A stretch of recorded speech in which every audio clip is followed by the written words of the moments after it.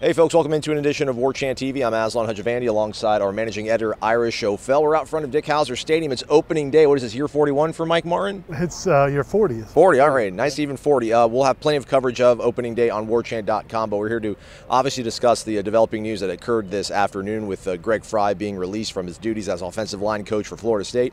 Ira, it seemed like there was going to probably be three sort of scenarios that were going to happen. Either Greg Frey was going to keep his job, he was going to either have to share some responsibilities, or he was no longer going to be retained, and it happened to be the third of those sort of options. Did that catch you by surprise? Call me by surprise. Well, I mean, I don't think we knew something was going to happen. And I think the real two options I really considered, because I did feel like Randy Clements was going to be coming in. Kendall Briles is a longtime coworker, colleague, a guy that coached with him at Baylor and Houston would be coming on board. So really, the only two options I really considered were that they would be coming. He'd be coming in. There'd be like co-offensive line coaches, which you have sometimes the interior line and the tackles and tight ends, which Greg Frey had done before at Michigan, or it would be a clean change or a clean switch, and that's the way it goes. It's sort of unexpected, but not really. And then once they started the chase, they just this past week they did their first week of off-season conditioning drills.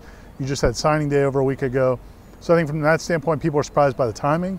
But overall, I don't think it's like huge, shocking news. Right. This also comes on the heels of Landon Dickerson potentially being in the portal, maybe not being in the portal. So that obviously fluid situation as well. Yeah. Now he's. I mean, as of 2 o'clock this afternoon, he was in the portal. I did check on that. He went into the portal this week.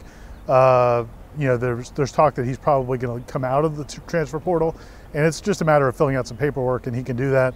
I don't know that it's necessarily directly related to Greg Frey or not. From what I was told, talking to somebody over there today, it was never like Landon Dickerson put his name in the transfer portal and was like, I'm out of here. And like a lot of these cases, and that's why on our site we really haven't done big stories every time somebody goes in the transfer portal, because more often than not, here. They stay. Yeah. So, but it would be a good thing. I've heard he's doing the chase, he's doing the drills, looks good. So it would be a real positive if he does stay.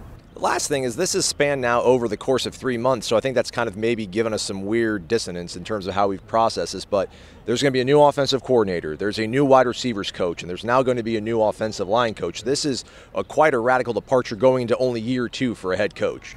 Yeah, it really is, and if I go back to maybe cold takes exposed. After the season, I wrote a column saying I didn't expect it to be widespread changes because I didn't think you would fire your offensive coordinator. I didn't think you'd fire Greg Frey after one season, but at the end of the day, Walt Bell ends up taking another job. I think it's possible he saw the writing on the wall, was maybe nudged out a little bit.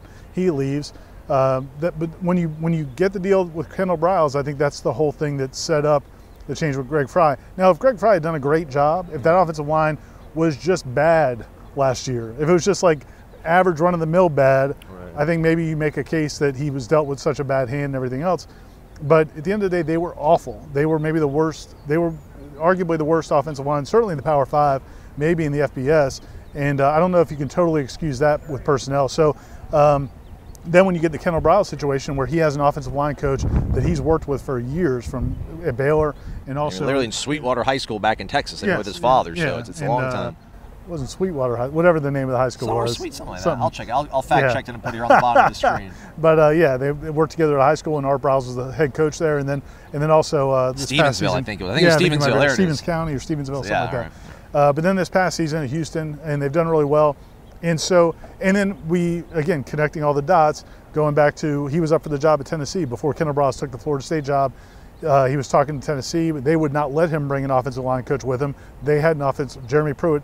His offensive line coach is a guy he went to college with and was not making that change. That's where that deal fell through. Florida State was able to bring Kendall in. So it felt like it was a matter of time. The logistics, the part that's kind of taken all the time, I think, is partly negotiating the buyout with Houston. And apparently that's been resolved. And so they make a change. Florida State, the one thing I would say about this whole thing, Florida State's going to take somewhat of a PR hit here because Greg Frey is an alum.